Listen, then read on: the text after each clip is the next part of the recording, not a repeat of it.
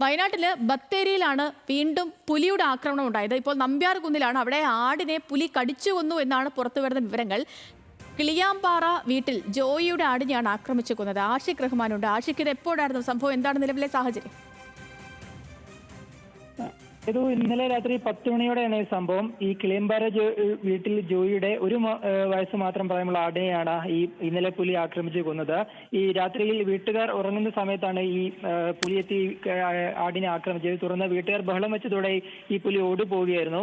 ഈ പ്രധാനപ്പെട്ട കാര്യം എന്ന് പറയുന്നത് 4 ദിവസം മുമ്പ് ഇതിന് സമീപത്ത് ഏകദേശം 1 കിലോമീറ്റർ മാത്രം വ്യത്യാസത്തിൽ ഒരു ആടിനെ ഒരു പശുക്കിടാവിനെ പുലി കൊന്നിരുന്നു.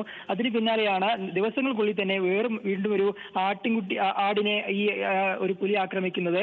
ഈ പ്രദേശവാസികൾ നിരന്തരമായി ഈ പുലിയെ പിടികൂടാൻ കൂട് സ്ഥാപിക്കണമെന്ന് ആവശ്യപ്പെടുന്നുണ്ട്. പക്ഷേ ഇത്തരത്തിൽ വനവകുപ്പ് കൃത്യമായി ഇടപെടുന്നില്ല എന്നൊരു ആക്ഷേപവും ഇപ്പോൾ നാട്ടുകാർ ഉന്നയിക്കുന്നുണ്ട്. എന്തായാലും നാട്ടുകാർ ഭീതിയിലാണ്. പ്രത്യേകിച്ച് ഒരു പശുക്കിടാവിനെ കൊന്ന് 4 ദിവസത്തിനുള്ളിൽ വീണ്ടും ഒരു വന്യജീവി ആക്രമണം ഉണ്ടായിരിക്കുന്നു. അതിൽ ഗർഭിണിയാണ് ഈ ഒരു ആട്. അങ്ങനെ ഒരു കർഷകന്റെ ഒരു നിത്യജീവ വരുമാനം കൂടിയാണ്. അങ്ങനെ ഉള്ള ഒരു ആടിനെയാണ് ഇന്നലെ കൊന്നിരിക്കുന്നത്. എന്തായാലും ഈ വനംവകുപ്പിൽ എത്രയും പെട്ടെന്ന് ഒരു കൂട് സ്ഥാപിച്ച് പുലിയെ പിടികൂടണമെന്നുള്ള ആവശ്യം നാട്ടുകാർ ഉന്നയിക്കുന്നുണ്ട്. സേതു, ശരി.